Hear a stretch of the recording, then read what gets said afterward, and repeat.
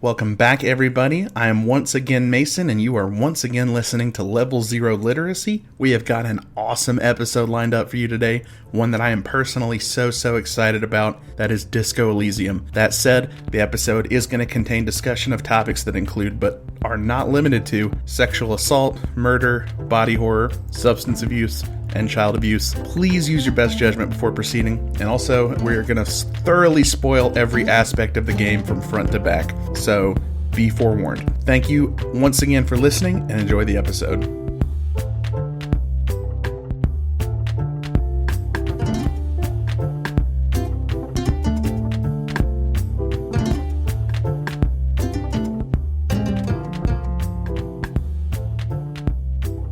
Hello folks, and welcome back to Level 0 Literacy. This week we are talking about a juggernaut in the narrative world, Disco Elysium. Disco Elysium is an RPG, majority text-based adventure game that sits in some worlds of point-and-click and visual novel. It was directed and written by Robert Kurvitz and made by Zaum.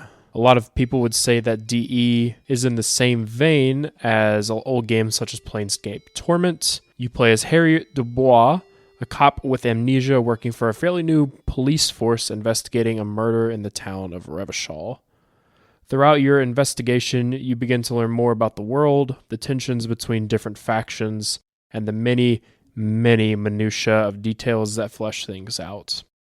As you are guided by the thoughts in your head and your partner, Kim Kitsuragi, you must piece together the details about yourself, about your case, and about the world around you. Big themes include dissecting and understanding political ideology and the ethical dilemmas that lie within them. How are you guys feeling? I'm feeling good. You feeling good? I'm feeling good. I love this game. It's such a great game. You might have noticed, dear listeners, that the audio quality has either significantly improved or reduced, and you might have heard the chime of a regulator time master clock. That would be because we're having our first in-person Level 0 Literacy. That's right, we've broken the barrier. We're true podcast guys now. I'm sitting here with a mic in my face. Hell yeah. Well, you were sitting with a mic in your face before, I hope, but just Well, yeah. now now it feels different. I mean, it was pretty far. Now you're in a recliner with a mic in your face. So that's got to feel like an upgrade. And also, I take a little bit of... You said that you start the game as a cop with amnesia? Yeah. Which is not entirely true. I mean, you start the game with your brain and spine talking to you. Yeah. Because the game is not... The narrative doesn't start in Revachol. It doesn't start with Harry Dubois. It starts with an unnamed character coming off a 3-day bender and is imagining his brain coming to life and speaking to him and wishing to die. That is the Grim. introduction. That's what you come to first in Disco Elysium. It really sets the tone of things to come. And it's not a one-off thing. Every time Harry goes to sleep, those guys are back being like, wouldn't it be fun to die? Yeah. I just want to note while we're here, for a long time, the first few lines of the game were my moment. Oh yeah, like just because they're called like reptilian brain. Mm-hmm. Yeah, ancient reptilian brain and limbic system. And I just vibed with that so hard. It's hell like, yeah. It's all instincts. That's all Harry is all instincts. Yeah, so one of the key mechanics of the game is that you have these sort of like all the things you would think of that make up the average person, you know, the different attributes that make up the average person all converse with you, the player, from the inside of Harry's head. There's three: the id, the ego, Nope. and the super ego. No, many more than that. Surely there will be no more than 23. Yeah. So essentially, the attributes are broken down into 4 major components: intellect, psyche, physique, and motorics. And in each of those 4 areas, there are 6 different attributes. So for your intellect, you have things like visual calculus and drama and encyclopedia. So it's like your knowledge of things and your understanding of things. Psyche is things like volition and authority. things that might more make up your personality or like how you approach things or how you understand people. And then you have physique, which is your physical like attributes, like your pain threshold, your shivers. So it's a mix of like instincts as well as your physical body responding to the world and communicating to you how it's feeling. And then motorics is things such as hand-eye coordination and reaction speed and perception. So your ability to quickly discern and dissect or react to the things that are happening around you. And that's kind of the main scope through which you view and interact with the world and the people around you, is these different attributes of yourself speaking to you and trying to help you understand what's going on. And it's really interesting and unique as far as an RPG system is concerned. It's probably one of the most innovative character systems I've ever seen in an RPG. It's not, you don't have a motorics attribute that, well, you kind of do. You kind of, in one sense, you have a motorics attribute that simply sets the baseline level for all your motorics skills. But after you pass the point of character creation, that number is static. When you level up in the game, you simply increase your one of your 24 individual skills, and the governing skill remains like largely untouched throughout the game. So you never get better at psyche, you get better at volition, or you get better at understanding your imagination, right? Mm-hmm. Something I think would be interesting to frame our conversation throughout the whole game is maybe just us mentioning what our initial stat spread was, because I think the best thing about this particular system is that this affects what your thoughts and responses can be in the game in a way that like other, like, say, more combat-focused games can't even touch. Yeah.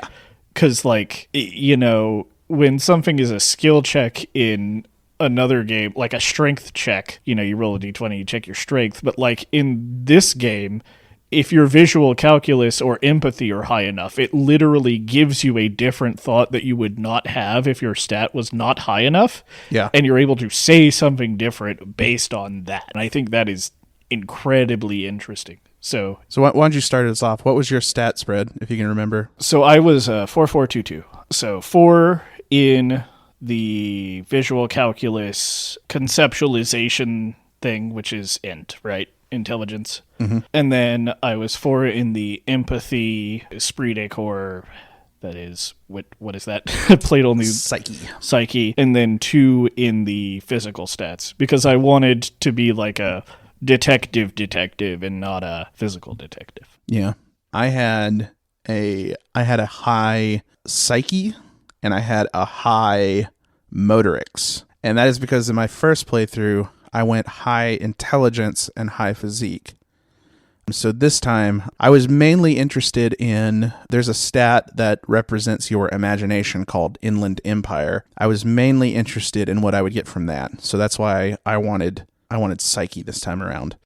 Yeah, my first playthrough, I was like pretty heavily psyche with a little bit in motorics. And then in my second playthrough, I was very high in physique and then a little bit in psyche. I'm kind of curious as to what y'all's favorite mental attribute is, because I have mine, but I feel like the way you kind of approach the game and the way you like to learn from the game is generally pretty attached to what your favorite mental attribute was. Initially visual calculus, because I like that kind of thinking, but since that skill doesn't really give you a whole, like, it ultimately doesn't give you a whole lot besides a few, like, easier white checks. I would say it leads to some of the most interesting, like, visual scenes. Yeah, absolutely. That's kind of what I wanted out of it. But if I had to pick, like, a very conversation-based one, conceptualization. Conceptualization's like a pretty fun one. Mine was definitely Inland Empire, and I'm so glad I went with that as my signature skill this run around. First playthrough, I did Persuade, which was useful, but overall way more boring. Yeah. And I loved it the first time around. But going Inland Empire and just like my necktie started talking to me, and I got to talk to a murder victim. And he said things that were having the insight of the entire game behind me already, were like incredible to listen to what Harry imagines like the dead corpse saying. Truly insane. But like also, the more I play, the more I'm like, oh, I want to do a run with this skill now, because now it's, now that I played the game a second time, I got all these shivers checks that I didn't get the first time. And the shivers will just chime in and be like, oh, somewhere out in precinct 41, these two characters roll up. One is massaging his nose, thinking about his drunk partner in Revachol, which would be like nonsensical on a first playthrough. But like now it's like, now that I know, it's like, oh yeah, that's like the main character's like partner at his home precinct. And like these are things that they're actually doing because because they, it's insane. What's yours? What's your favorite? I mean, mine is Shivers. So Shivers is sort of your body's reaction to the world around you and recalling things that you already know and like your instincts sort of. So the whole game's fully voice acted, which is insane. Crazy. It is hours and hours of voice acting, and the voice acting throughout is so compelling. The voices are just genuinely perfect. And so in most of the game, all of your thoughts, all of the things that talk to you from your mind have the same voice. What we kind of assume is like what Harry's voice is, or whatever you want, whatever your opinion is. Except for Shivers sometimes. There are moments where your Shivers like picks up on something more ethereal, and it's like this child just whispering to you.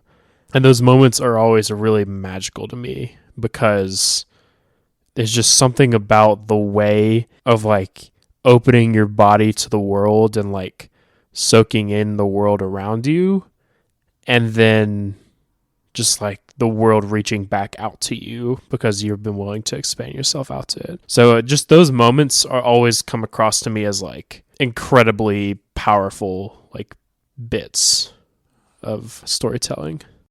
I never had that happen to me even once, like a child talking to me. So now I have to do a Shivers playthrough now. That's awesome. Was your signature skill was Shivers? On my second, so my first playthrough, my signature was Inland Empire. Mine was Inland Empire on my second. So we've talked about that's like the gameplay. Well, it's just there's 3 parts to Harry, and that's one of them, right? Yeah. The other 2 are equipment and thoughts.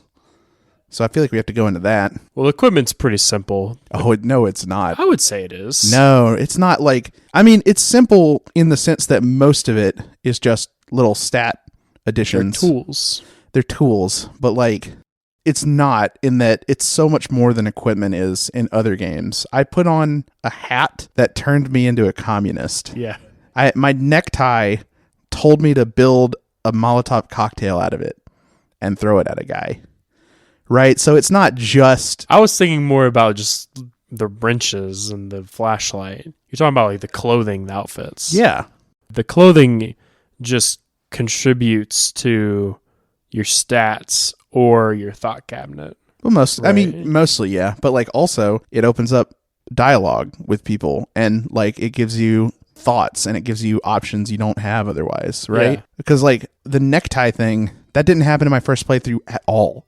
And I feel like it's like a huge part of the game for most people. It's like your neck. Oh yeah, there's like you're this crazy guy. You're imagining your necktie talking to you. That didn't happen to me in my first game. And my second playthrough, it was like a whole character.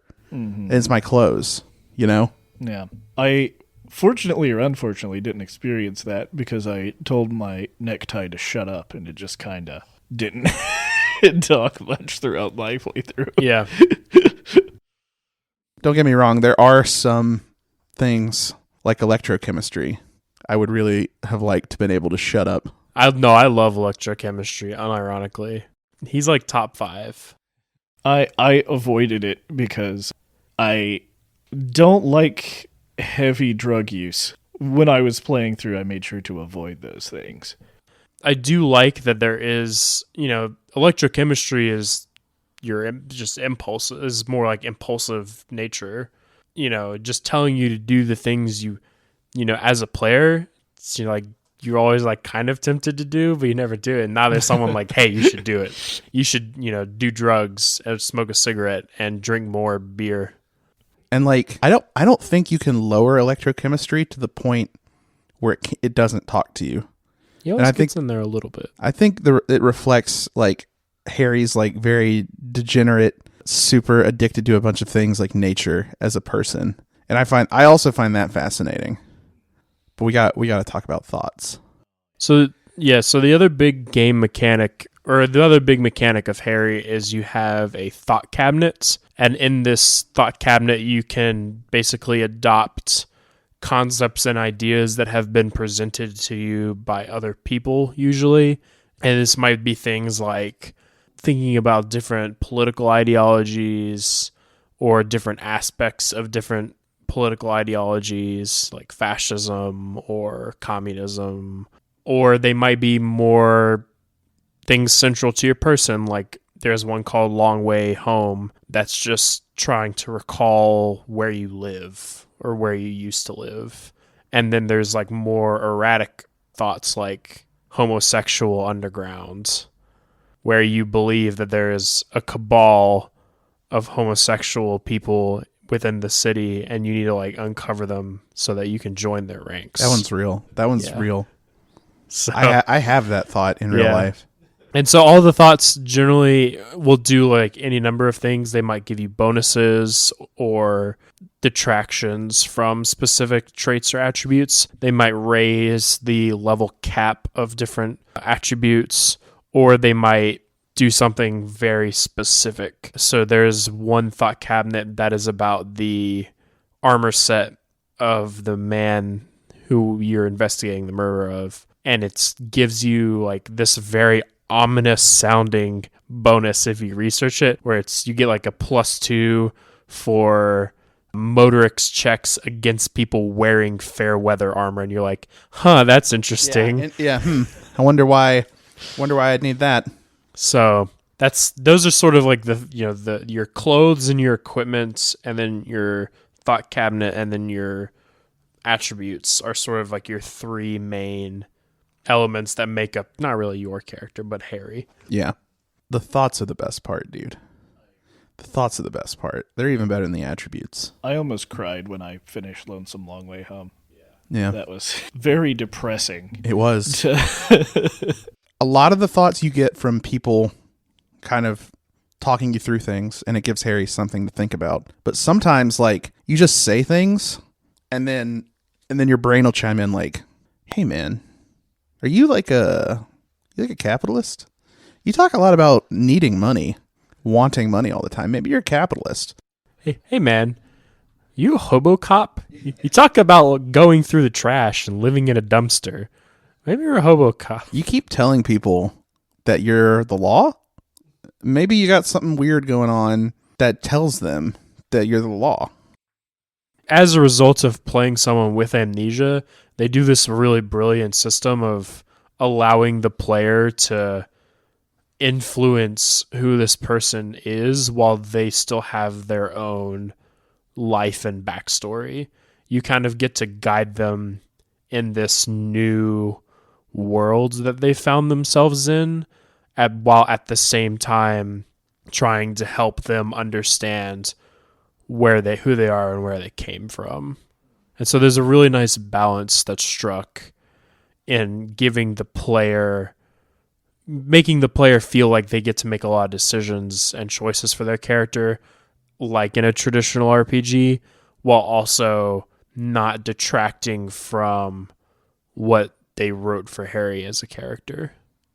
And I think it also builds this incredible cycle where you're picking dialogue options you want and talking to people about concepts you want to explore, and then you get a thought, and then Harry thinks about it for a while, and then you complete the thought or whatever, and now that you have it internalized, you can express it to people. You have new dialogue options that you can choose. You can, it becomes like part of your identity because it's something that you've internalized. It's so fascinating to me how they've done it to where like everything, no matter which thought it is, it always builds up to a really satisfying conclusion where it's like at the end of it, you always get something out of it, or at least I did. And it always makes me want to spend all my skill points. When you level up in the game, you can either increase one of your attributes or unlock room for more thoughts. And both playthroughs, I have got all of the thought cabinet slots unlocked because it's so awesome. Yep, same. The only time I spent a lot of points on actual skills was the literal end of the game, when I didn't need to spend them on thoughts anymore. You got to the end, you had like 4 built up like I did? Yeah. So let's get into the actual story a little bit, the actual narrative. Is that what our podcast is about? I think we've son of a bitch. I think we've actually I think it was important that we kind of laid a groundwork of how the game functions, because how the game functions is very seamlessly interwoven into the story itself. We're also going to have all very different opinions on what the events were and what the outcomes were just based on our Harrys, right? Yeah. So the first thing that happens after your ancient reptilian brain and limbic system try to keep you from waking up is you find yourself in a trashed hostel room and almost completely naked. And so you put yourself together, you step out into the hallway, and you meet Classier for the first time. You don't know it's Classier, but this is where things get fun, okay? You ready? I disagree entirely. The first thing that happens when you find yourself naked in a trashed hostel room, you put yourself together, and then you walk into the bathroom and try to learn what you look like. and then go to find your shoe. Yeah, the shoe thing was a bigger deal to me. Well, you still end up running into Classier you as you step out. We all three went different directions. God almighty. I wasn't even super worried about what I looked like. Or at least the first time, you know. I was like, I put my outfit together, I went out and got my shoe, and then I went to go downstairs. Both times I've always, because like, I guess it's because you're coming off a 3-day drunk bender before the events of the game. Your character portrait on screen is this like melting, ghoulish, abstract thing. And in order to remember what you look like, you have to go into the bathroom and look at yourself in the mirror. So I did go and look at the mirror like immediately. If you don't do that, your picture is it's just that the whole game. Huh. The whole game. There's like 7 different character photos you can get. But we're at Classier. Yeah. So you talk to Classier, probably tell her you want to make fuck with her. I did not do that. You didn't? I did not try to even flirt with her. I did that. Because, like, the interaction made me so confused at first anyway, because, you know, this is where you really learn you have amnesia. Yeah. And you've been interacting with multiple of these people. There's a couple people you've already interacted with, and most of them you have done bad shit to. I would say all of them. Yeah, every single one. I don't think there's really anyone you've had a positive interaction Harry's with. a real piece of shit. Like, an enormous motherfucker. But yeah, like, Claudia, you see her, she's pretty. You're a successful young entrepreneurial businessman. You hit on her a little bit, you know? You see how if she's feeling it. It's early, she's smoking. Then eventually you find your way downstairs, and you get to meet your partner for this investigation, Kim Kitsuragi, who is your favorite character. Listen, he's not a good cop, but he's a good man. Okay? I don't believe in good cops, but Kim's a good man. And so your investigation begins. He's a little moderate on some issues for my taste, but well, he's an agent of the moral intern, okay? That's his job. He doesn't like to get into those things. So what was, after you left the Whirling in Rags, what was the first thing you did? Talk to Kuno. Do you want to tell us a little bit about your first Kuno experience? Oh, I can't wait for this. It's hard to remember every detail, but most of it was me talking to him a little bit, him calling me a pig and telling me to fuck off. He says homosexual slurs to me. He doesn't actually. He doesn't. It's a different slur. Yeah. Oh, Believe it or really? not. Yeah. That was something confirmed by the developer. That's Yeah. not something you could have known. It starts with F and ends with T and has all the same Has the same number of letters. Yeah. But it's like FLEURT or something. Oh. FLERET. It's something within the world. I see. But I think the intent is for that to be It's what yeah, you it's think, definitely meant to be read as that. but it's not actually. And I try to talk logic to him because my character is a logic-based character. And Yes, the debate lord. yes, exactly. And I try to talk some sense into this, which, with my background as a literal teacher in public schools, I should have known wouldn't have worked. But I tried, and that didn't work well, and then I went to, inspect the body and all that. Kuno is genuinely... It's really hard for me to say, my favorite... I have my favorite characters in this game, and we'll get to them later. Kuno's up there. I love how he's written as a child who has just been surviving in this pretty terrible place. He's a product of his environment. Yeah. He's surrounded by people who are drug addled, so he's drug addled. And they don't pull the punches either. They're just that he's a kid that's kind of messed up, because what else would he be? It amazes me how accurate it is, because, I knew a bunch of kids like Kuno when I was teaching, and it really resonated with me. I didn't spend a lot of time with Kuno overall, and I know y'all did, but it did resonate with me how, well and realistically he was written as a kid who grew up in a place like this. Yeah. When I left, the owner of the hostel was really upset with me that I hadn't got the body down. So I really just tried to get the body down. Yeah.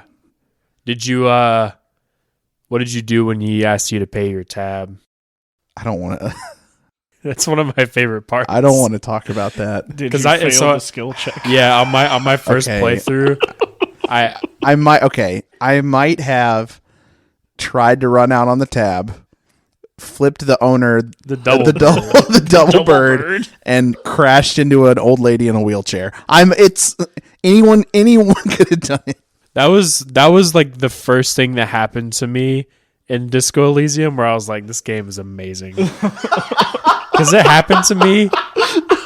It happened to me in my first playthrough. In the first 30 minutes, I was like, this is incredible. Because basically your character is running, jumps, and turns around to flip the double bird, and the whole game stops.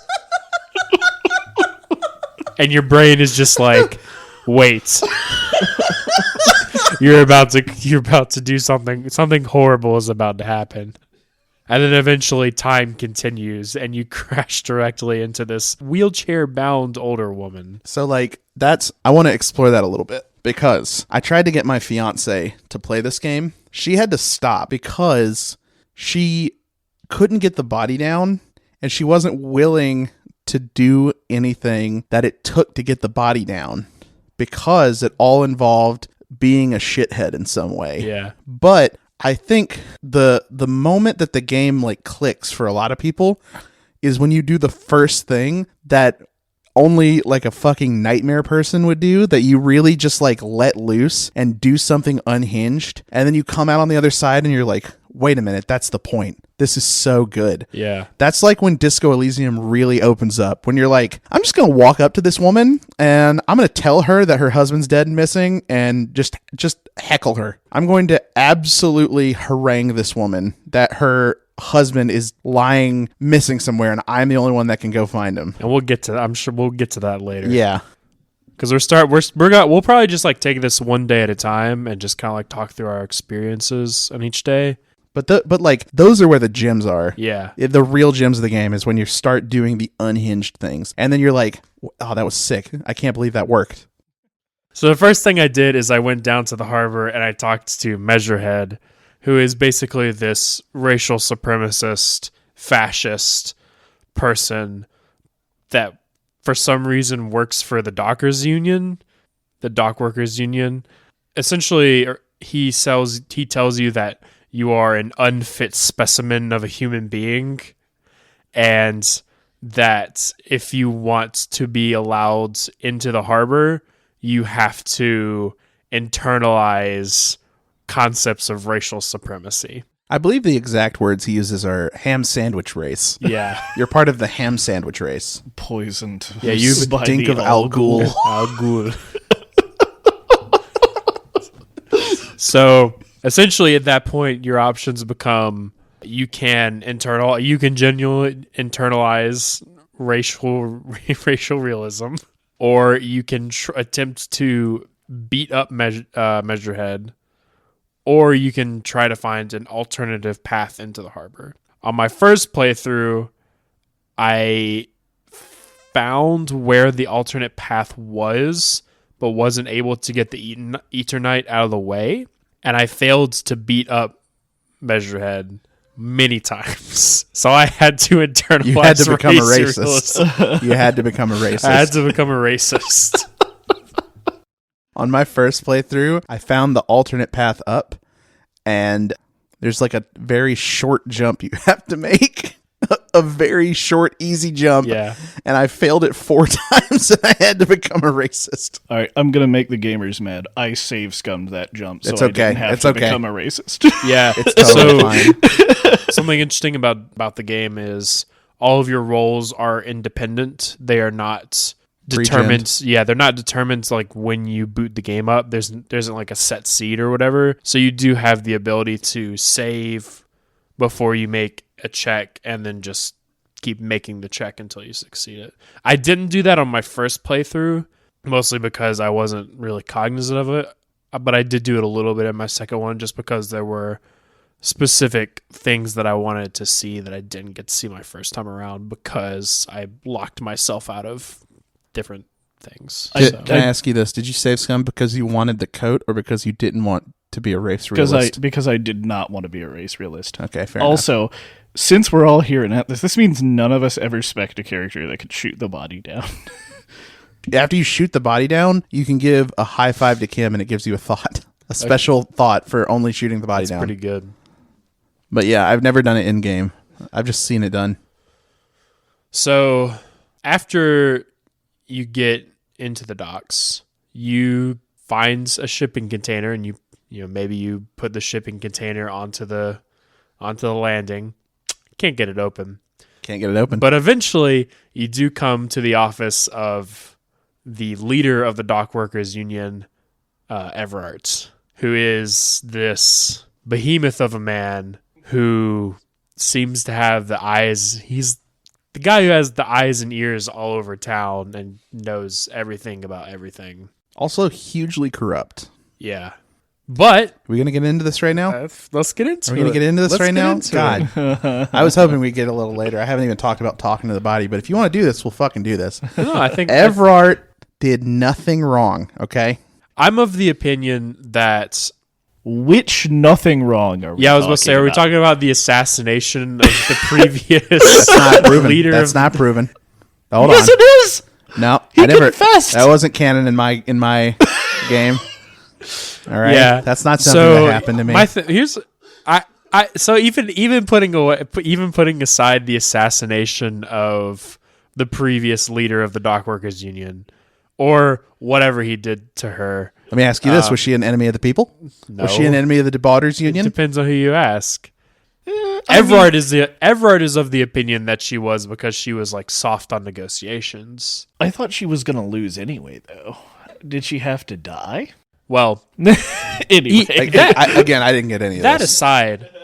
aside, one of the Everard essentially asks you to do favors for him as a member of the Revachol Citizens Militia, which is the police force you work for, to make it look like the police are cooperative with the union.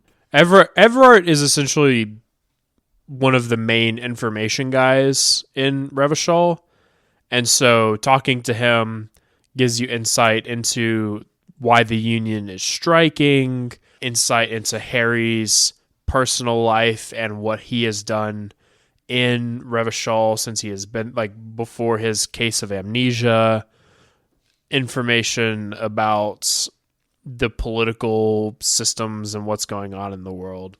And so, what's the first thing he has you do? sit in a chair. That is true. It's That a is very the first thing uncomfortable he chair. had. Yeah, nothing wrong with that. It's a very uncomfortable chair. Oh, I nothing- died in that chair. I had a heart attack in that thing, huh?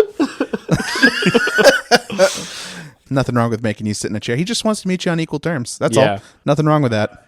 Nothing wrong with that. So the first, like, big thing he has you do is he wants you to go open a door.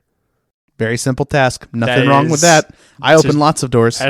As a show of force, what I would consider as a show of force, that the Union has access to your house, which is a terrifying concept. Oh, hold on. The person that he's harassing is a fascist. You don't know that at Based. the time. Based. You don't know that. You though. can know that if you decide to wait till can. day 3. But you don't. Based. Well, at least I didn't when I... The second big thing that Everett has you do is he sends you to this fishing village, Let's call it what it is. Shantytown. whatever you want to call it, to get the adults there to agree to a youth center being built directly next to their homes. Urban development. Based. And the idea is that the construction noise will push those people out of their homes and force them to, like, go live in what are better housing, but Based. those people also don't want to leave. Incredibly based. Well, the grandmother doesn't. Mason, you are literally Matriarch. you are advocating for gentrification. he's right now. giving them free You better are. housing. They don't. You want understand it. this is not gentrification. They don't. It's want not it. gentrification. He's giving them better accommodations for free and a new urban youth center. Okay? I forged this. Incredibly. Here's You the thing for forged me. them? Yeah. You forged them and you're looking down on me for gentrification forgery? Yeah, so that he can't Those actually people didn't do even it. have a say. So here's the thing for me, right? Is realistically the only person in the fishing village that wants to stay there is the matriarch. What's her? The washerwoman. The washerwoman. She's really the only one that wants to stay here. She's old. Yep. Just wait for her to die, Yep. and then everyone else will probably leave willingly. Yep. But you can't just force people out of their homes, even if you are saying that you're going to promise someone out of a better life, right? He was not going to force them out of their homes. He literally is trying to force them out of their homes. He is trying That's to what make he's their doing. living conditions bad enough so that it convinces them to better their own situation. That's forcing. That's is- not forcing. Man, that really sounds like some pulling yourself up by some bootstraps. Oh my God! What do you mean? He's giving them for free better housing. I don't. can't believe you that two. is not what I got. From This that. is- I what did didn't you get? What I got from this was that he was theoretically going to build a community center that was going to make it so they couldn't live there anymore, and they had nowhere to go. Where is this better housing coming from? He wasn't building housing. He said to me that part of the urban center was going to be affordable housing, and that they were going to be able to live there. I did not hear that. Like, I straight up, like, I read everything that was not said to me. Did he tell you that? He said that I remember that the idea is that after the community center is built, it provides people with better jobs, and with better jobs, eventually people will be able to. He will be able to afford to build, like, housing for people. I don't think it was a part of the community center itself. It was something he was planning on doing. It was like a separately. long-term plan. Yeah, I think Everett in general does good things. Mm-hmm. I think he has the idea of Everett to me is that because this whole Disco Elysium as a whole is the idea that you're meeting all of these people with very strong grasps of political ideology, but they're flawed in some way that leaves holes in what they're doing. So Everett is like, the idea is he's a quote unquote man of the left. He that's how he brands himself. You know, he is the leader of a union, and he's trying to make all these changes that will genuinely make life better for people, but the issue is the way he conducts himself is not conducive to the political systems he wants to bring into place. Yeah. If you are someone who wants to bring in like social systems, you can't force those on people the way that Everard does try to sometimes. Like he's an idea guy. He has great ideas, but he has bad plans, I think is the way I would put it. I also personally question his intentions on some things. Because I do think he wants what is best for the Union, but he also seems pretty selfish and a little bit abusive of some specific people to try to get them to be on his side. Yeah. I am specifically thinking about the little guy who you meet before you go into Everard's thing. What is his name? I think you're talking about Easy Leo, right? Yeah, Leo.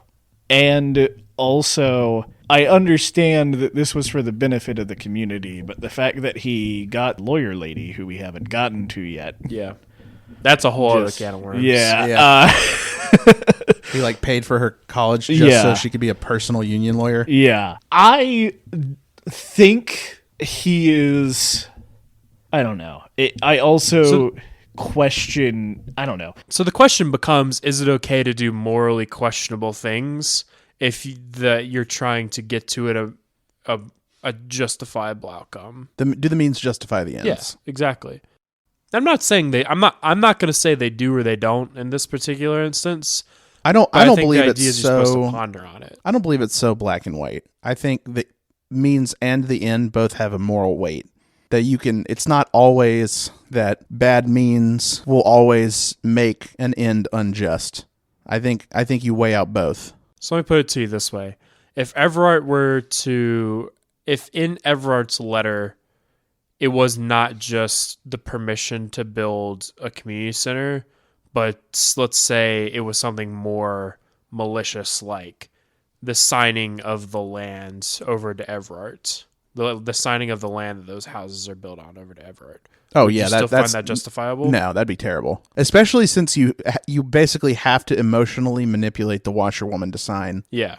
I see. The reason I forged a document is I couldn't do that. I didn't want to. Oh, okay. Yeah, that makes sense. I did. I was like, think about your kids after you die. And she was like, ugh. In general, in Disco Elysium, there's so many different political ideologies reflected. I think Everard is sort of... I understand Everard's mindset the most because I think politically I do agree with a lot of his concepts, but then you find yourself in the moral... You have to really reckon with the morals of what he does. Yeah. And I love that. Absolutely. Can I talk a little bit about my first day? Yeah. So I talked with a dead body. Seeing as how Inland Empire was my signature skill, Harry's imagination tends to run wild. And when I approached the body to start getting it down, I had to force back vomit, couldn't do it, had to go get help to not vomit. Eventually, I was able to confront the body, and it started speaking to me. It spoke specifically through the Inland Empire voice, so it's very clear that it's your imagination talking to you. The body told me that it was love that did him in. Mind you, he is telling you this from a noose. So it seems immediately clear that love is in fact not what did him in. It was probably the noose. He also tells you that, he has traveled the world and he has a lust for revenge. He says all kinds of things to you. I went through this too, and I never really reflected on any of this, mainly because I started playing this game in October, and it's January now, y'all. But yeah.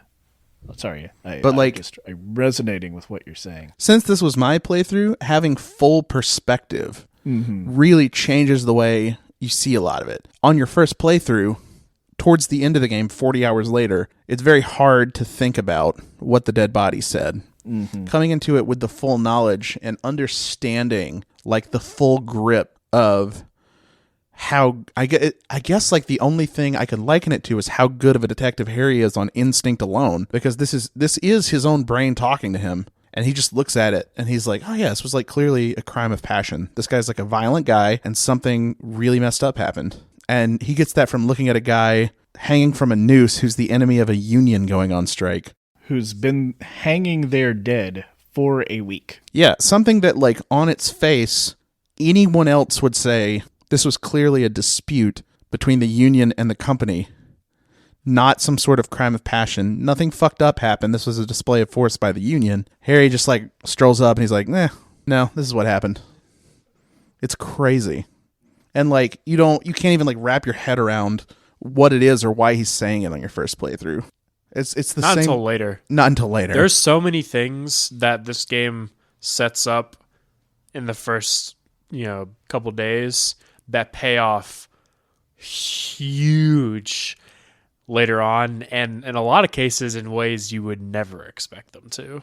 When y'all talked to Claudia, did she say, by the way, I didn't do it? Yeah. I saw a playthrough where that happened, yes. Crazy.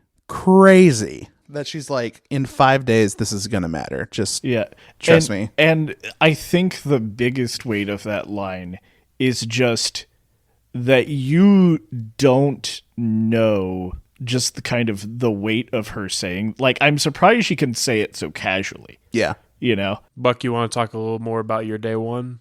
Yeah, so... Besides Kuno. Yeah. So the other things that I did on day one was I spoke to a little girl who was selling books outside of a bookstore. They sell books about famous people, crime stories, and what's the last thing? Romance, right? Romance novels. Yeah, romance novels. You talk to this girl, and eventually you figure out that this is a very nice girl, and you figure out that you've been talking to her before while you were on your 3-day bender. One of the cuter, funnier things that I think of, it's a little bit more lighthearted in this very heavy topics, is she asks you to do a detective thing. Because you're a detective. And do some Dick Mullen stuff. Yeah. And you work out that she's cold, and, you eventually, what you do is you convince her mom to not use her child for child labor, at least a little bit, because her mom, whose name is Plaisance, literally keeps her from going to school. I don't know what the real reason for keeping her from going to school is. Probably superstitious. Yeah, it could be some kind of QAnon thing. Yeah. That's a joke. There's no... but like, that, I don't know, that's like a very interesting cultural thing to me, because it wasn't that long ago, maybe 2 generations, where that was very common, even in my family, is you quit school early and you just go help the family business. Like that's not like super out of place to a lot of people who are even still alive today. Even though now we have much more modern views on things like child labor and things like that. Some people view that as just like, oh, she's just helping the family business, She's just chipping in. Yeah, and I think that's actually how she sees it, but also she's a little girl. Like very young, right? She's probably like 10, right? Yeah. So, her hawking books out in the cold is not the best, in my opinion. But yeah, I like that little girl. What else did I do on the actual first day? So I guess the last thing I'll talk about on the first day is I went and talked to Joyce. Oh, Joyce. I do like Joyce a lot, personally. She gave me money. She did. She gave me a lot of money. She gave me exactly as much money as I owed to Gart. Yep. That ruled. So Joyce is the company representative that is here. She's in Revachol, staying on a yacht. More of a sloop, but... Yeah, I guess it is a sloop. It's a yacht in... Her word. Compared to all the boats that everyone else has, it's a yacht. Yeah. She is someone who you can talk to get a grip on reality, because we didn't talk about the lady that you assaulted. When you talk to the lady in the wheelchair, Lena, we'll get more into her in a later day, because her story is relevant then. You talk to her about your amnesia. You can talk to her about your amnesia a bit, and she says, well, you got to get a grip on reality. Maybe talk to a rich person. And the rich person the game is referring to there is Joyce. So you can talk to Joyce about what's going on. Joyce is where you find out the man who was murdered is part of a military police organization. A military police corporation. Yeah.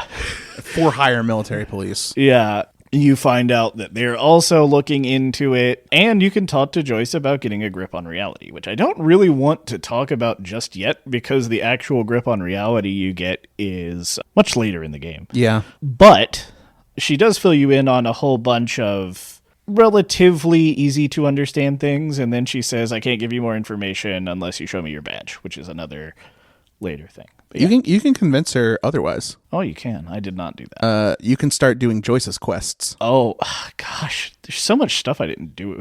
Yeah, hey, I'm the same way. I think we played a very similar first playthrough, but like you can start investigating the Union for Joyce, try and pin things on them, and then she'll be like, well, I'll make an exception for the badge this one time. Even though Kim is like, hey man, just like lie to her. Just like don't. Kim's like, this is a bad idea. We're not going to be her puppet. Joyce is awesome. Yeah, I thought taking money was enough corruption. So no, I did like just about everything for everyone who asked on my second playthrough, and it gets crazy the type of stuff that you can get into. So before we get too deep into anything else, why don't we all go over our moments and you can kind of explain the context as needed. This is a really long game. There's a lot in it, so we're not going to get to everything. So let's just dive into our moments, and then we can kind of cover the big stuff we feel like needs to be talked about. You know, start us off, Buck? Yeah, sure. My actual moment where I'll say, like, I really started jiving with Harry was trying to convince Plaisance to let me into her back room so that I could get to the freezer to freeze the body.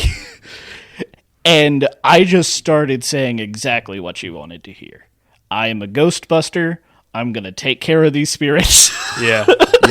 Yep. Because you gotta. Yeah.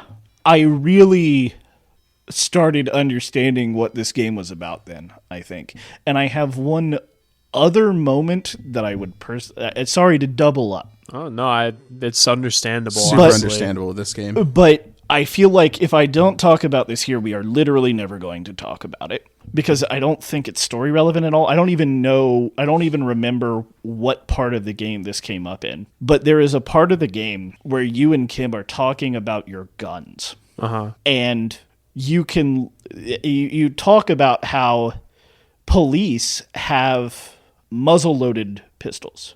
You have to pack it in, do everything, aim, shoot. And you can say, I like it, makes you think about every shot. And you can go into learning and understanding that weapon control has been relatively successful. You know, cops don't have military weapons. Most people don't have military weapons, and violence as a use of force is actually taken relatively seriously if we're ignoring the revolution. I mean, that was an act of war. Yeah, that was a war. That was a different. war, so it's not really the same. But like in peacetime, yeah, the authority figures are held to a certain standard that I just wish maybe we had in the real world a little bit. Yeah. A little bit. In America, at least. Right? Yeah. D is like packed with small little details like that. It's like it's world building in a way that it feels very natural, which is super nice. All right, I'm going to go into mine. Throughout the game, you can get thoughts that it seems very obvious specifically relate to Harry's ex-wife. The game is very upfront about this. Your brain refers to the painful ex something. It's very obvious it's a wife. You can think about some of the thoughts you can gain are like her name, the smell of her breath, right? Things like that. You can think about her a lot like that. Eventually, you end up, for what seem like unrelated reasons, learning about the religion of the people of Revachol. They are Delorian. They revere Dolores Day, who is this high holy figure and said to be incredibly beautiful and terrifying, are the two main attributes. These, every time you learn about your ex-wife and every time you learn about religion, they seem to be intertwined to Harry personally.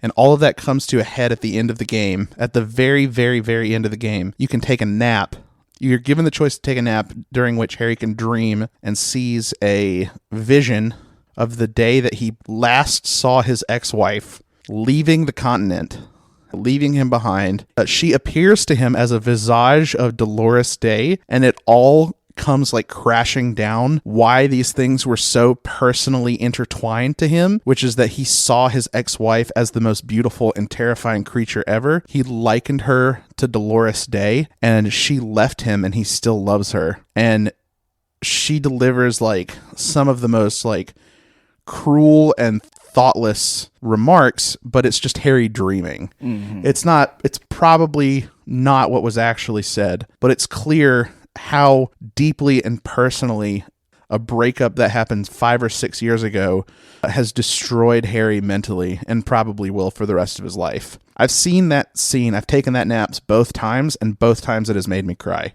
It is gut-wrenching.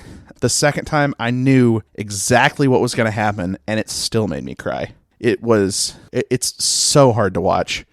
It makes me imagine a world where I break up with my fiance, where I have to deal with loss like that. And it's not like I've ever had a loss like that in my life, but it's communicated so beautifully and it's so touching that it so easily sort of passes on that feeling to you. Can I ask a question about this while we're here? Because I think I might have misunderstood something. So it is definitely his ex-wife. Yes. Yeah. Okay. Because there were some offhand remarks at the even further end of the game that made me think it wasn't that serious of a relationship. Oh, or what your partner says to you, like, oh, you were just seeing her because you wanted to fuck her because she was hot, like that kind of thing. Yeah, those. And I guess I might have just misinterpreted that, or... I think that what's your partner's name? Kim. Wait, no, you're talking about... the guy who says those things. Yeah, you're talking about... your precinct partner. John Luke or something? Yeah. Yeah, Jean Vicmer. Yeah, I think Jean has like a more nihilistic worldview than Harry, because I think he's supposed to represent Harry before the events of the game, because he's like your partner. He's your likeness in the precinct. And so I think he has a different perspective on those things. But it's very clear from things that are communicated in the like scene, the nap scene, that they lived together. She would write notes about how she longed for him every day. She couldn't get over his inability to kind of better himself or like put himself in a position to where they could live a little more easily, and then like slowly over years like fell out of love with him and then like left him. I think the best way to explain it is that Harry is an unreliable narrator when it comes to information, but Harry is an extremely reliable narrator when it comes to emotional right. Okay, yeah. exploration. Harry remembers how he feels about things, even if he doesn't remember what things are, and sometimes just like makes things up as to what they are. But when he does remember things, he remembers how he feels about them. Yeah. Did you try using the phone? Which time? The one near the docks. You would know what I was talking about. I don't think you got it.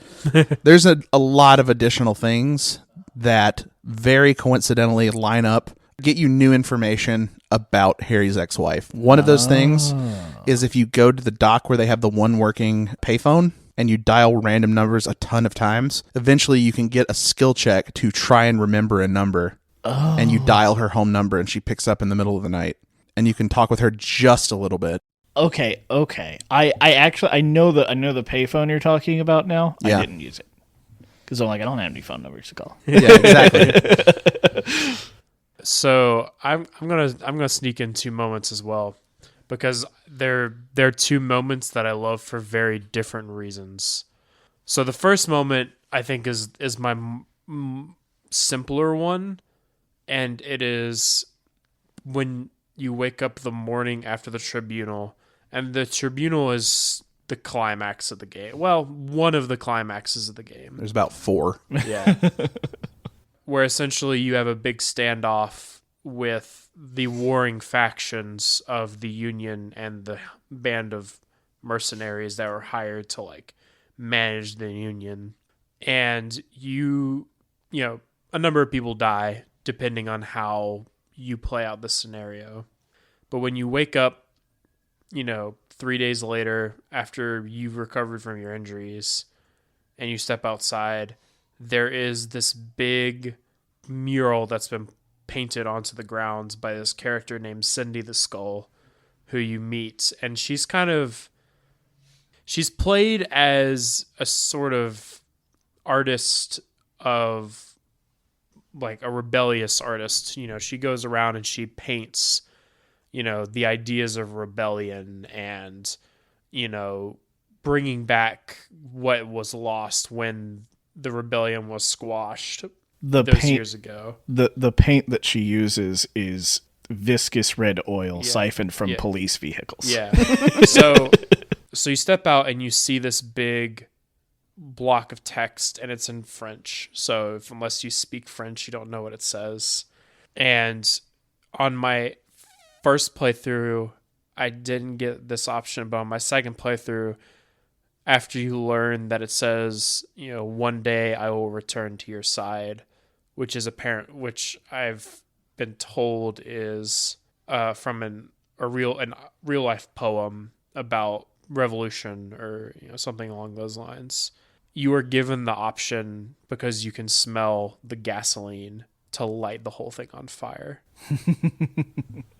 And I did, and you just sit there as it burns away the gasoline that is mixed with the paint. And it's this like tranquil moment of watching something burn after this very traumatic experience. It's so small, but so impactful, just because you've gone through what you think is like going to be one of the hardest experiences you'll have in the game as a character. And just to wake up to see these like words of, rebellion, to see these words that, things will, turn out. And then just to sit there watching it be ablaze there's something very visceral about a moment like that in a game. My other moment is something they did with world building. So as part of your investigation, quote unquote, you try to get this group of hypnotic dance guys into this old church so that they can turn it into a club. And you fast forward, you have to like convince this engineer woman that, to let them come into the church, and to do so you have to help her with this investigation that she's doing. You end up doing a ton of stuff for these guys. This is a very long side quest. A very long quest. But at the end of it, she's trying to figure out what caused a data loss that caused a company that she was working for to just lose everything. Or essentially overnight, all of the work that this company had done just was gone. There was no and like the backup that they had also had all of its data gone. And so she's like sitting in this church trying to figure out what happened. And so what ends up happening is you play the scene where you capture the sound of what is going on above you. And it is just this horrific like rumbling. And at first it's like you as a player are trying to piece together like what it could possibly be. And there's this really hard logic check you have to make to figure it out. And you're like, actually, that's a 2 millimeter hole in the world. That is, and she's like, what do you mean? That, and you're like, that is the beginning of the Pale. And the Pale is something that gets alluded to a lot in other places of the game. And it's hard to explain without going into like great detail. But the Pale, in essence, is the thing that is between existence and oblivion. The Pale exists as a gradient of sorts between the world that we exist in and nothingness. It's kind of like the blind eternities if you play Magic. Yeah. Oh, yeah. Yeah, if you want to think about it that way. And so you learn that Harry like actually studied this stuff when he was younger. He had an interest in it. And so this is the moment that you're living in literally a dying world. You were living in a world, like the Pale is something that people have had to escape from on this world. It is something that people fear, and that the church you are in was built as a safety measure to try to trap that 2 millimeter hole in the world inside of this building to keep it from escaping. And there's something, and it's just so, because it doesn't have anything to do with literally anything of the central plot of the game of like solving this murder or whatever. Or any of the secondary or tertiary plots. You have to do so many side things together to get to this point. It is strictly a world-building moment, but it is so beautiful because of how horrifying it is. Like, the reality of this is like, when you think about our reality, it's like, okay, well, this is like the equivalent of like they're experiencing the heat death of the universe just in real time. And it's horrifying and it's terrifying, but it's just such a beautiful moment of world building where like you and the characters you're surrounded with have to come to terms with you are in a place that is doomed, and like doomed like soon. Doomed like a commercial district. Yeah. Like a big old office building. So those are my moments.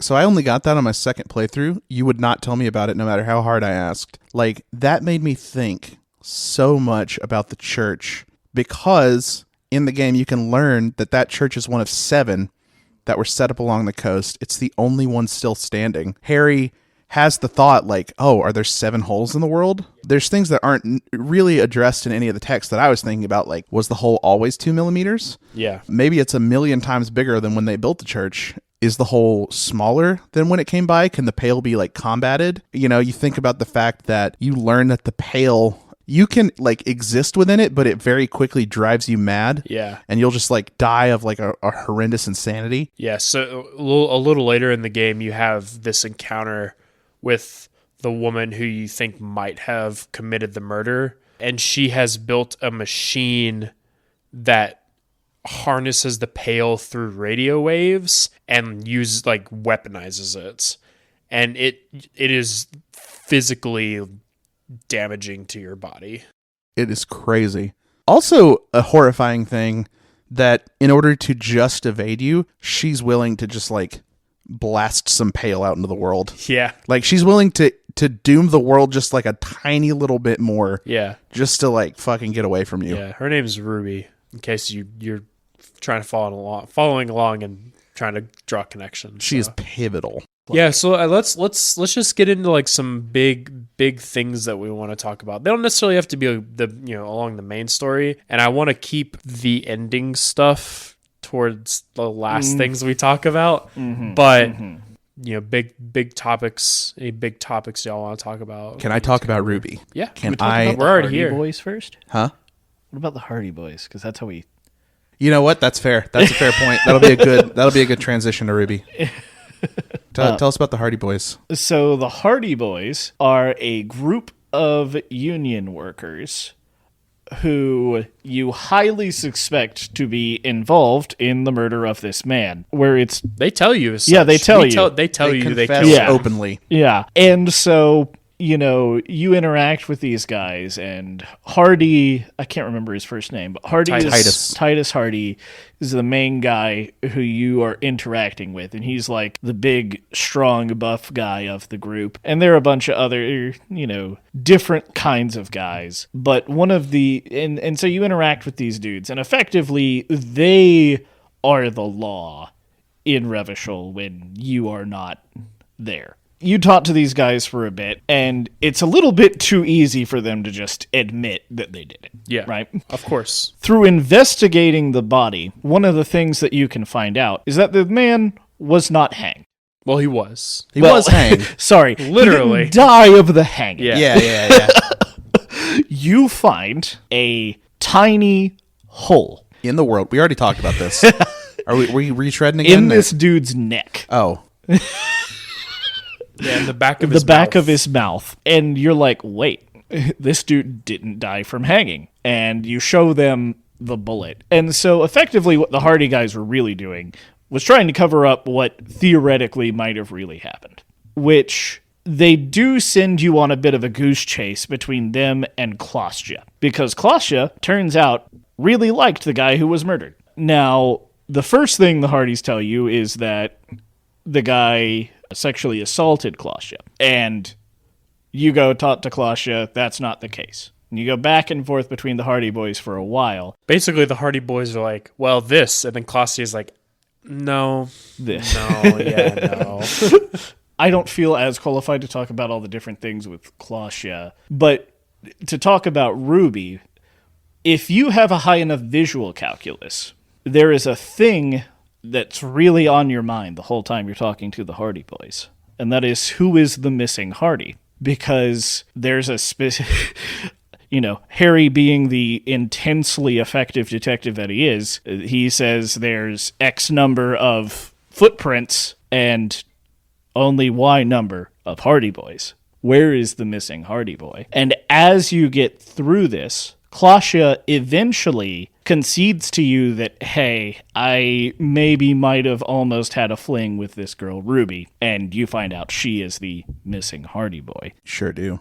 I love the Hardy Boys. The Hardy Boys are great. They're cool, yeah. Titus is such an incredible character because he really, you can tell he really cares about this like group of guys that he's assembled. He, even though he is willing to throw all of them collectively as a group under the bus. It's just a legal tactic, right? Yeah. What he's doing is essentially following the lawyer's orders. Yeah. Just like, say this. If it comes out that's a lie, say this. If it comes out as a lie, say this. Yeah. Until you're backed in a corner. Yeah. But, at the end of the day, Titus is like, as I mentioned earlier, the idea is that the main characters in this game are like reflective of different political ideologies. But Titus is just like the common man. Mm-hmm. He's working class. Yeah. He just wants to protect, he's like a guy who like actually just wants to protect his house and home and the people that he cares about. And, he's willing to do what he has to do to fulfill that. And it's great. I love him. I love Titus. In my second playthrough, I actually got his respect, and like you get an achievement for like earning his respect and like getting to shake his hand. I'm surprised. I never got that. Can I talk about Ruby a little bit? So Ruby, ultimately at the end of a long series of events, ends up taking kind of the fall for the murder among all the people who were immediate witnesses. It's not super clear that that's what's happened, but based on all of the evidence that you can collect, it seems like the most likely scenario that she snuck up and killed this guy and then staged the hanging. You can track her down. She's hiding in this old abandoned building. She shoots at you with her pale compressor thing to try and kill you so she can make a getaway, or at least talk to you for a while without you arresting her. The first time I played through the game, I was able to turn off the pale compressor, talk to Ruby about everything that I needed to talk to with regards to her relationship to Klostja, what happened the night of the murder, the hanging. Realizing that she's sort of at the end of her rope, Ruby will eventually point her gun to her head and say like, well, I had a good ride. And I was able to talk her down on my first playthrough. And it felt really good because I had one more lead to follow. It seemed very clear that she wasn't the responsible party, and Kim like commends you on like good detective work. My second playthrough, I did Joyce Messier's side quest. So I had some extra dialogue with Ruby about how I know that she's been running drugs, which I was able to use to get an easier check to turn off the pale compressor. The pale compressor went easier. However, it was harder to talk her down when she pointed her gun to herself. I wasn't able to do it. She will shoot herself if you can't think of anything. Yeah.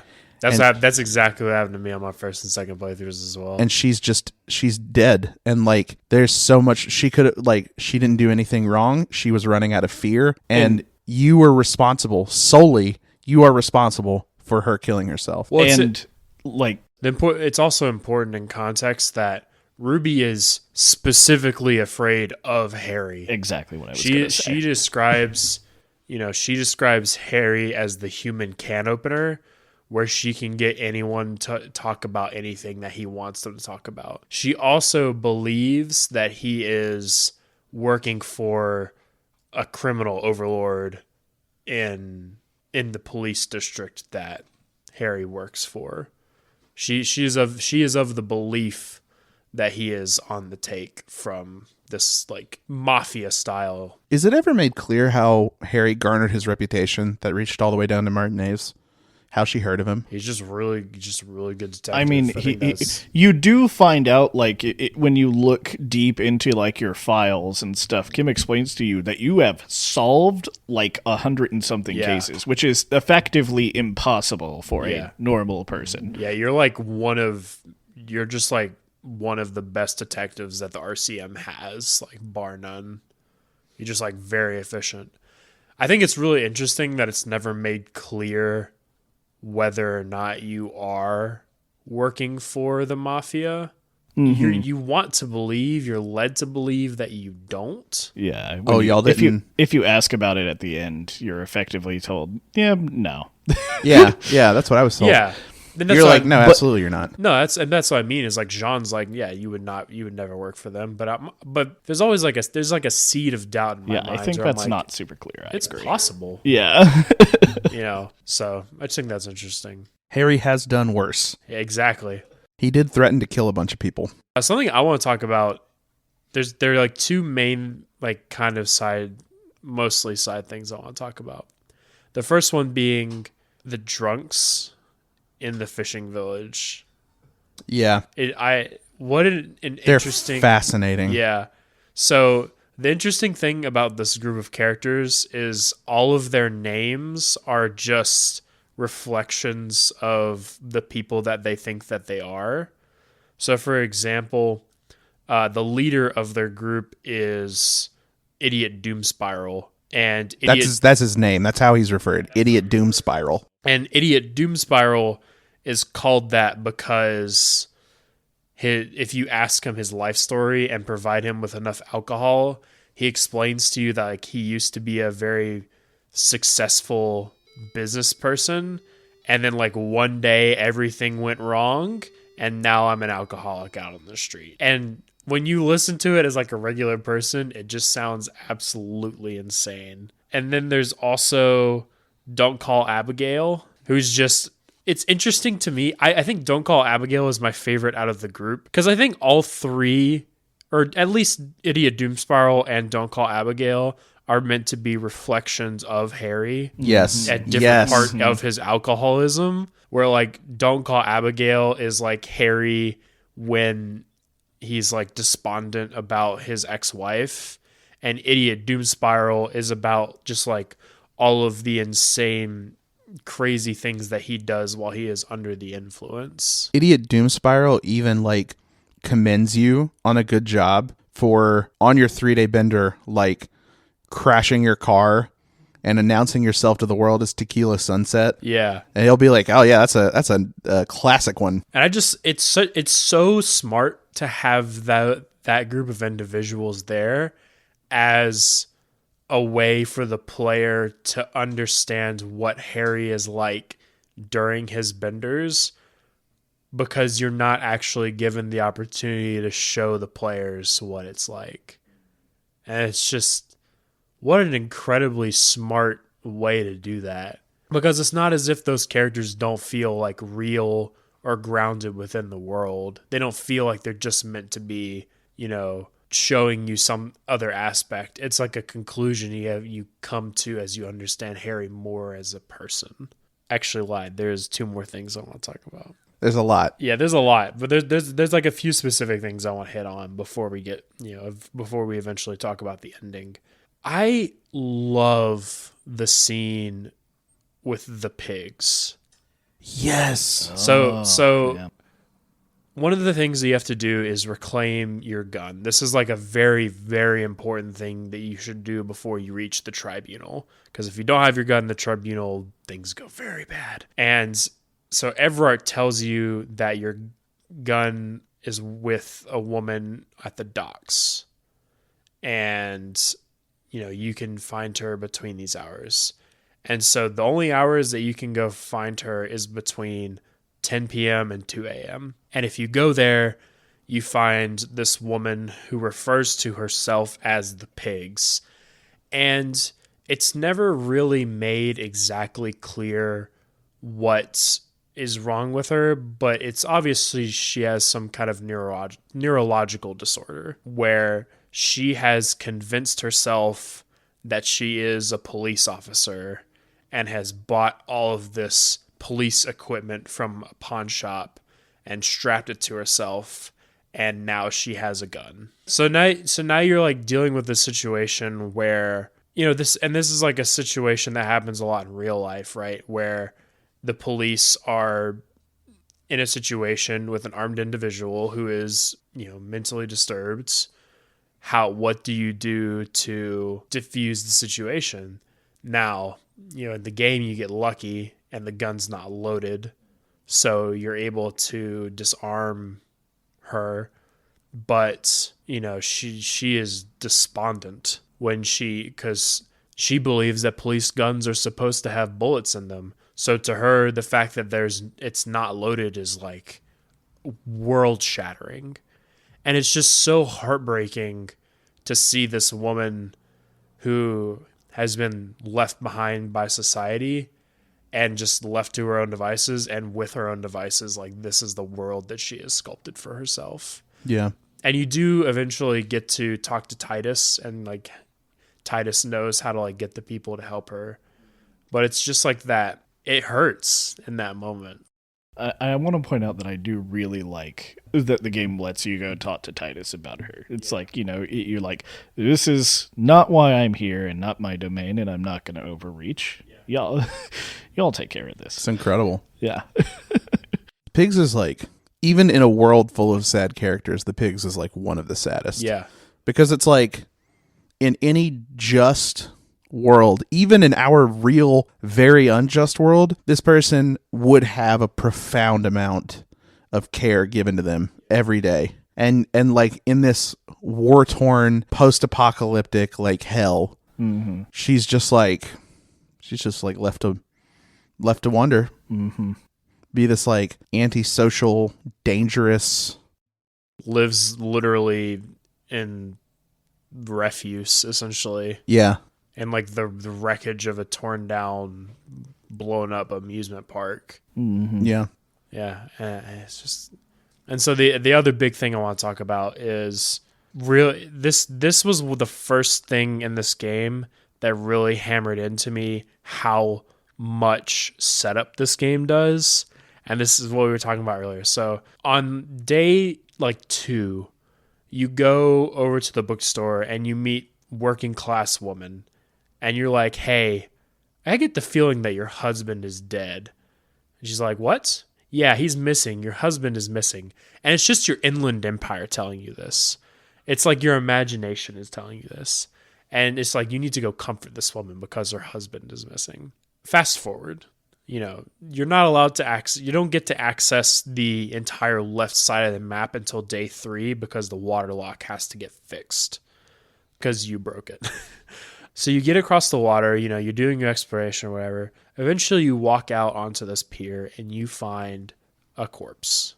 And, you do your due diligence, you investigate the body, you determine a cause of death, you get someone to come out and take the body to a morgue, so that, things can get properly taken care of as far as arrangements. And on the body, you find a library card for Billy Magine. And so you go back to Kim's car and call the library and get the information. And eventually you get the information of an apartment. And you go visit the apartment. And it is the woman that you told her husband was missing. Before you could even know. And you do this, and the thing is that dialogue you have with her is just on a whim. It's a bit. It's a bit. It's a bit. You think you're just kind of playing it as a joke, but you knock on that door to her apartment, and she responds, and the world, you just collapse. Like, me physically as a player is like the reality of that situation is like, fuck. Yeah, it's like breathing down your neck. Yeah. You know, you can't escape it because you're the one responsible for this. Yeah. What made that scene really hurt for me is like when I first stumbled on the corpse, one of my skills was like, you know what this is, right?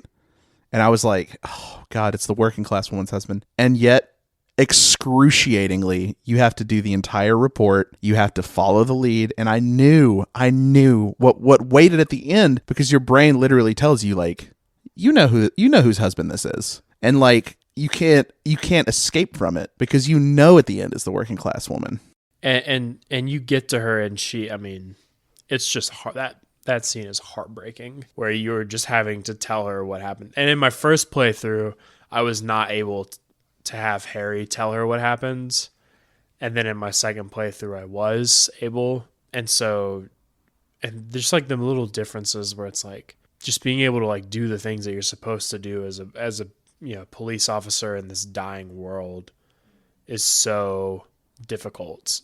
And it's just, everything just feels so magnified because of the thing. Like, it seems like this should be a place where, as a player approaching this game and coming from, what we consider like an average world, and going into this world that is post-apocalyptic and very dire, you would think that, you eventually you kind of fall into this idea that like bad things just happen here, but you really don't have any true moments of like full-on grief from people in the game until that scene. Mm-hmm. The people that you come across are angry, or just trying to make things work, or doing the best that they can. There's not really any grieving. There's people that wish the revolution had worked out, and there are people that like, fought in the war and lost, but there isn't, other than like some glimpses of Harry from his past, this is the first time that you really feel grief. And it's crazy that this is really the first moment that you are impacted by it. So, fun fact, I didn't talk to that lady and find that out. Like, really? Yeah, I just found the body and let her know about the body. I didn't know about the Inlet Empire thing. So that's interesting to know. Yeah. It's fucking brutal, dude. Because the conversation you have with her at the beginning is so funny. Because she's just like, you're just like, hey, your husband's missing, maybe dead. And she's like, No, I saw him yesterday. He's not. Go away, please. And you're just persisting. You're just like, no. I have this feeling. You see, I looked at you. I saw a working class woman. I thought that woman has a working class husband. He's missing. Probably dead somewhere. Where is he right now? Do you know where he is right now? You're like literally like a school child. Like interrogating someone. It's crazy. So there is one huge, massive thing we need to talk about before we talk about the end of the game. Yeah. What's that? Cryptozoology. Yeah. Yes. Yeah. So I honestly, I really wanted to talk about, that's why I wanted to talk about the foreshadowing bit, because as we talk about the cryptozoologists, talk about things that are played off for bits. My God. Buck, After Buck is done talking, I want you to tell him about my first playthrough. Do you remember what I did? Yeah. Oh my God.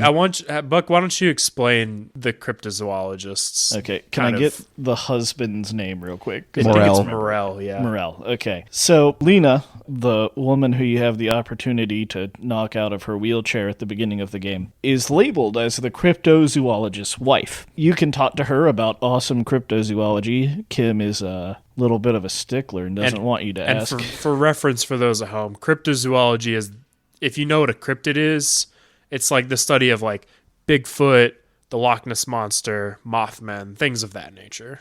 Colloquially, like the study of mythical creatures. Generally considered to be a pseudoscience, obviously. Yeah. And, you can talk to her about all of these things, and, my Harry was really into it. Who wouldn't be? Yeah.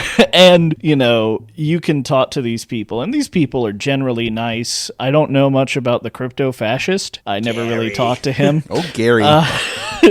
But Lena, Yeah, Lena. And Moral are fairly nice people. Moral is like a old grizzled Steve Irwin type, except for fake animals. And, you know, you can do a side quest for them, and Kim starts to get into it. A little bit. A little bit. Yeah. Not much, but a little Mostly bit. sarcastically. Yeah. Mostly he'll just tell you, like, can we get back to work? Yeah. Work. And, you know, you get to do all these things for them and talk to them about all these things. And there is, you talk to them and they're starting to lose faith by the end of the quest. You were looking for a very specific cryptid, who I can't remember what it is. Insulindian Phasmid. Yeah, the Insulindian Phasmid, who Lena definitely thinks she saw as a kid. But y'all have been trying all this stuff. None of it's working. Yep, and that's the end of it. You can't. Yeah, that's it. Yeah, you never find it. You try it. You never find It's like a fun bit. Yeah, Mason literally spent like, Hours. I spent hours. just going around checking the traps to see if anything would come up. Nothing ever did. Oh. It's crazy, and I love it because it's like about the futility, right? Mm-hmm. You won't, I checked those fucking things morning, noon, and night every day. Yeah. And I was like, all right, for sure. They would not put all this stuff in if there was no Phasmid. Yeah. But.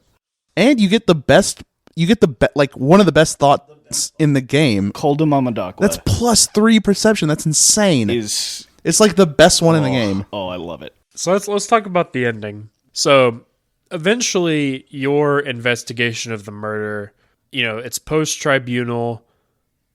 The city, like, you've lost access to multiple parts of the city, or like multiple people have like gone underground as a result. The tribunal happens directly after your Ruby interaction. Yeah. The Ruby, you actually have a thought as you're about to go into the Ruby interaction that like your brain is like, yeah, this is the point of no return. If there are like important things you need to do, you need to go do them. So it literally goes like Ruby interaction, the tribunal, you wake up, and then basically the only thing you can do is follow this last lead you had. And your visual calculus basically tells you there are 3 points from far away where the gunshot could have come from. And one of the points is this small island. So you take a boat out to the island, and oh man, I cannot get over how beautiful the scene is as you're riding the boat to the island. With the boombox. With the boombox. And playing the song. sad music. Yeah, it's so good. It's so good because like you feel the finality of all of the things that you are leaving behind as you boat out to the small island. And you get there, and it's this old military base that is, you can tell someone has been living here. And eventually you get the doors open and you come out into the back of the island, and you find this one character who is my favorite character of this entire game, the Deserter. And the Deserter is this survivor of the revolution. He is called the Deserter because when things got hairy during the revolution, he left. He deserted his post and left, and now has deep regrets about the things that he did, but now considers himself an active member of the revolution. He believes that the revolution never ended. I guess we should add a little context there. When we say that the world is post-apocalyptic, it's not in the usual end of the world sense. It's that you're playing on the graveyard of a mass, like an enormous battle 50 years ago. Yeah. That was a communist revolution. Yeah. So this guy like went AWOL during that. Yeah. So he's like 70 or something. Yeah. He's old. He's you never really get an exact age, but essentially he believes that he is still an acting member of the communist revolution, and as such, every now and then takes actions that he believes to be in line with what he should be doing. So you learn that he is the one that killed the man. Yeah. The mercenary. And he took a shot from very far away. He's very much an incel about it. Yeah. Yeah. Yeah. So it's great. It's great because as you're like having this conversation with this really old man, you're like, there's a lot of things that don't add up about him being an old man. Like, he's healthy. He's virile. You know, if he's having these like strong emotions of like lust and like infatuation, things you wouldn't necessarily place with a man of his age that has been living on his own in the wilderness for so long. Even if he does like sneak back into town to like steal stuff that won't be missed. It's crazy to me because that whole scene lasts like 2 hours. You talk to this man for like hours on end. You talk to him about everything, and the entire events of the game. Yeah, his ideology. Yeah, and you hang on every word, and it's great because you would expect that in a game about a mystery of solving a murder, that the payoff of being actually it was this guy completely unrelated to all of the events that you've been investigating would be incredibly stupid. But it just makes perfect sense. And it also ties a bunch of side unrelated loose ends together. Yeah. Specifically, this man also is who assassinated the former Union leader.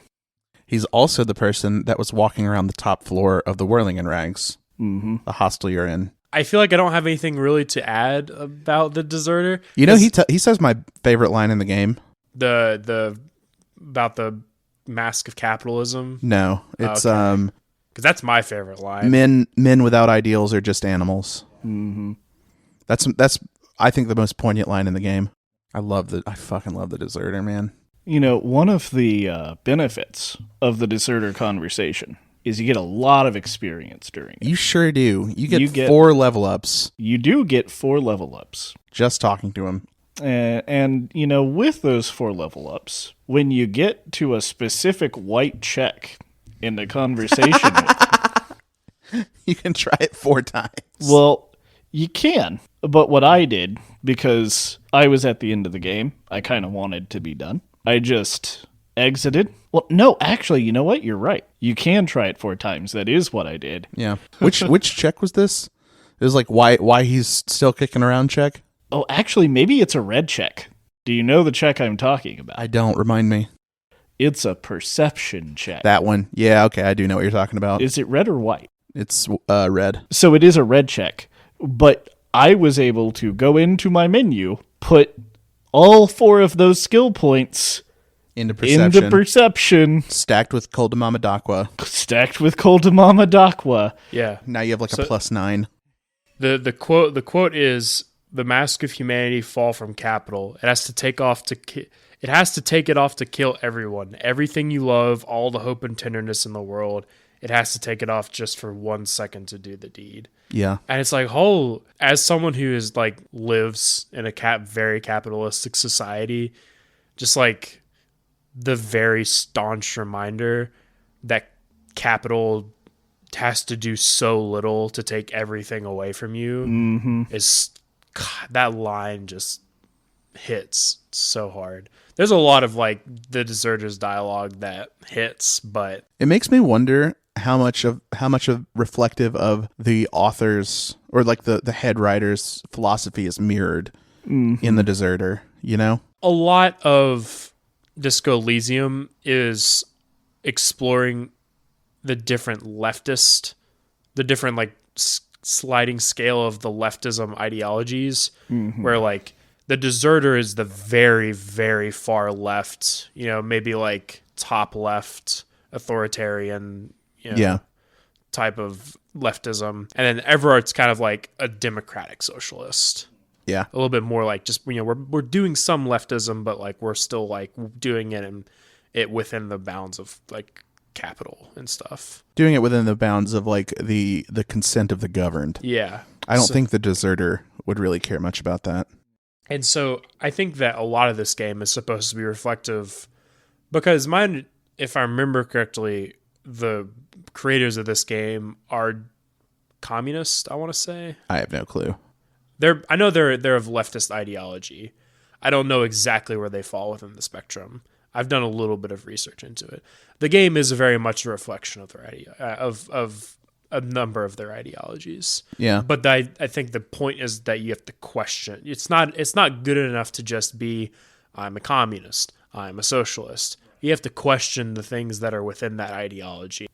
So do we want to talk about the result of that perception check? I do so badly. I checked traps for days. It was so funny because I played this game before Mason did, and so I knew what was at the ending, and so I watched Mason run around and check these traps and find nothing, and he was getting so frustrated. I was like, "Oh well, guess you'll never find the Phasmid." And I have to say, what happens after your conversation with the deserter is one of the few things I would actually describe as a religious experience in a video game. Yes. Yeah.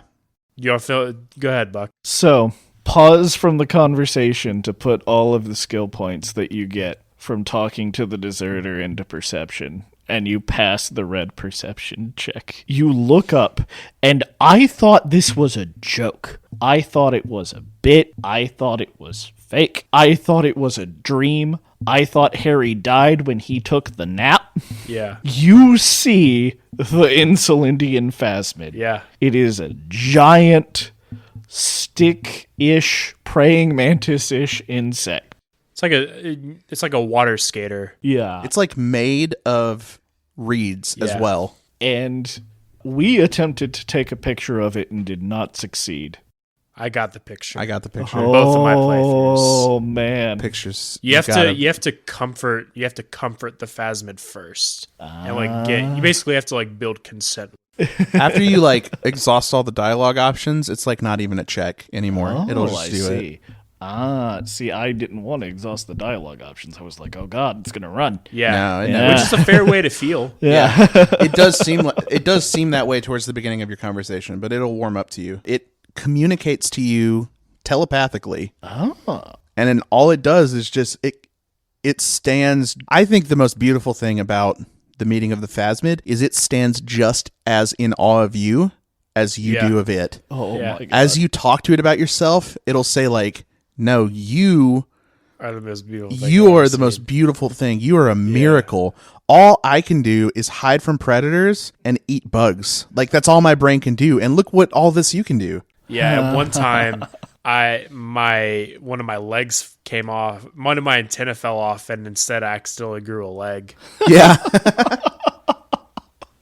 Oh, that's so cool. The most poignant part of that dialogue is when the Phasmid just talks about how much of a tour de force humanity is. Yeah. And how afraid. So the Phasmid's literally yeah, Phasmids all over the world. All these cryptozoology creatures have been conversing about how horrifying humanity is, and how the Pale, which we talked about earlier, the Pale didn't exist before humans came around. Yeah. Yep.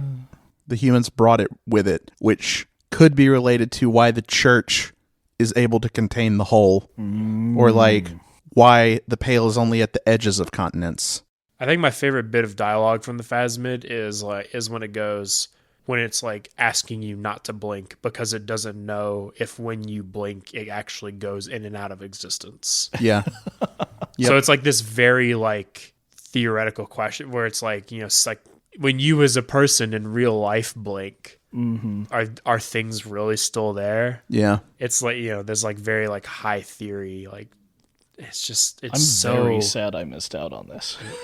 it is I mean genuinely a religious experience of this entire time everything about the cryptozoologist has been played off as a complete joke and nonsense, and then nope, actually here it is, here's the Phasmid, and it is. I think the best part is you make him take a picture of it after he's let's get out of here, dude. Yeah. It's wow. It is life-changing. And I think the intent is that the Phasmid is just meant to represent nature. Yeah. I mean, I know that's a fairly easy conclusion to come to. But it's not an antagonistic force. Yeah. It's just it just exists. an extant thing about the world. It's just a thing that exists and would like to continue to exist. So I guess since I didn't get this conversation, is Kim's theory about the Phasmid affecting the deserter off? No. No, that's right. Correct. Oh, okay. Yeah, the Phasmid emits a toxin that It makes people not see it. It's how it camouflages itself. Yeah. But like a side result of the toxin is that it helps your cognitive function, which is So how that's the why deserter, which is how the deserter appears to be so lucid. Mm-hmm. And when the Phasmid leaves, he becomes a wreck. Yeah. Oh man.